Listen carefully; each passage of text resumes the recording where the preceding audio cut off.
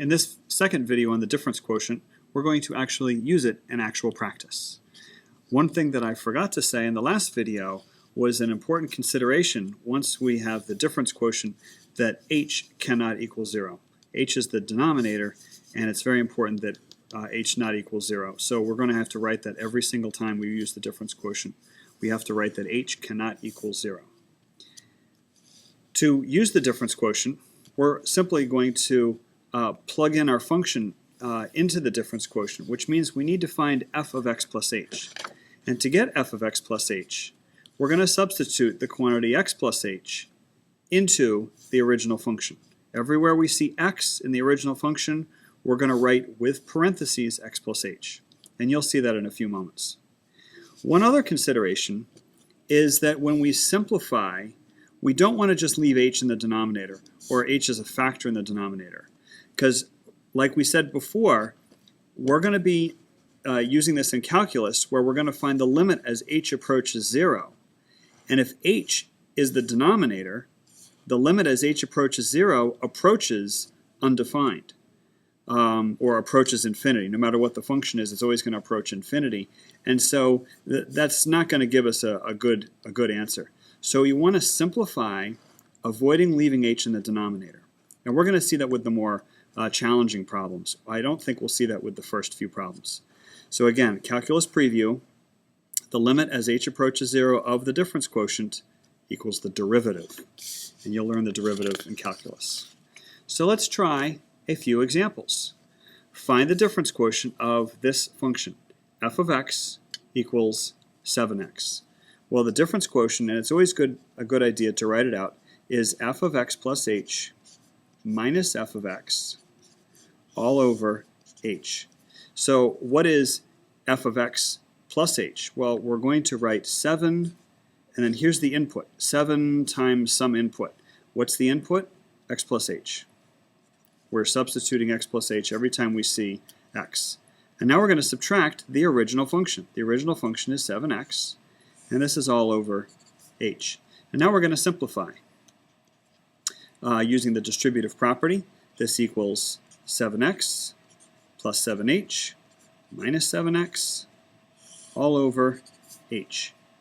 And I hope you see we're going to start canceling. 7x minus 7x, these two terms cancel, and we're going to be left with 7h over h. The h's cancel. The final answer is 7. The difference quotient of this is 7. Moving on to another problem. Find the difference quotient of f of x equals 5x plus 2. Again, I'm going to write the difference quotient because it's a very good habit to do so. F of x plus h minus f of x all over h. An important consideration is h does not equal 0. So let's go back to this last problem. I apologize. I should have written h does not equal 0. So the final answer is 7, provided that h does not equal 0. That's actually part of the answer. Sorry about that. So we're going to substitute our original function, which says 5 times some input plus 2. This is the original function. 5 blank plus 2. 5 times the input plus 2. And what's the input? The input is x plus h. And now we're going to subtract the original function. It's very important that you use parentheses here because we're subtracting the entire function. We're subtracting 5x and we're subtracting a positive 2. Be careful that you don't forget a minus sign there. And this is all over h. And again, h cannot equal 0. So this is going to take a little bit of simplification. Again, using the distributive property, 5x plus 5h plus 2 minus 5x minus 2 all over h. And again, h cannot equal 0. And this can be simplified further. 5x minus 5x, these terms cancel. Plus 2 minus 2, these terms cancel. I'm left with 5h over h. The h's cancel. I'm left with 5. And again, h cannot equal 0. So here's my answer. The difference quotient of this is 5, with h not being equal to 0. Now things are going to get more interesting when we start squaring, so be very careful that you don't just try to distribute a squared sign, because that's illegal. The difference quotient is f of x plus h minus f of x all over h, again provided that h does not equal 0. Now this is going to be a little creative. We're going to rewrite the original function, which is 3 times some input squared. 3x squared, but instead of writing x, I'm going to write parentheses, and what's the input into this function? X plus h. We're going to subtract the original function. F of x is 3x squared, and this is all over h.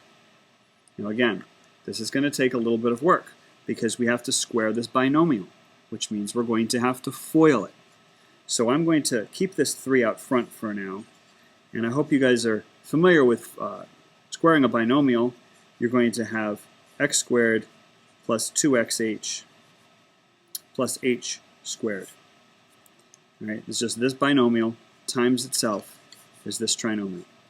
Minus 3x squared all over h. Again, h cannot equal 0. And now let's actually distribute.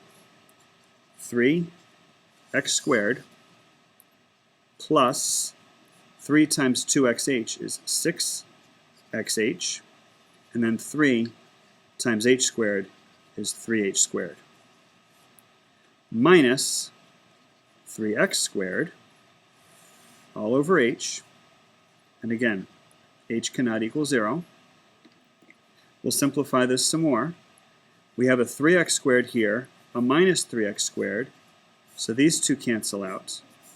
And take a look at this numerator. I could factor out an x out of this numerator.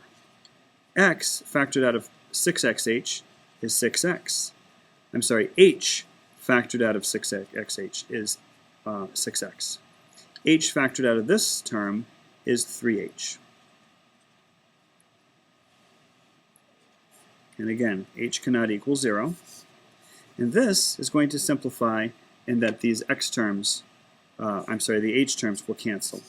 And I'm left with 6x plus 3h, and h cannot equal 0. This is our final answer. I think we're going to stop here.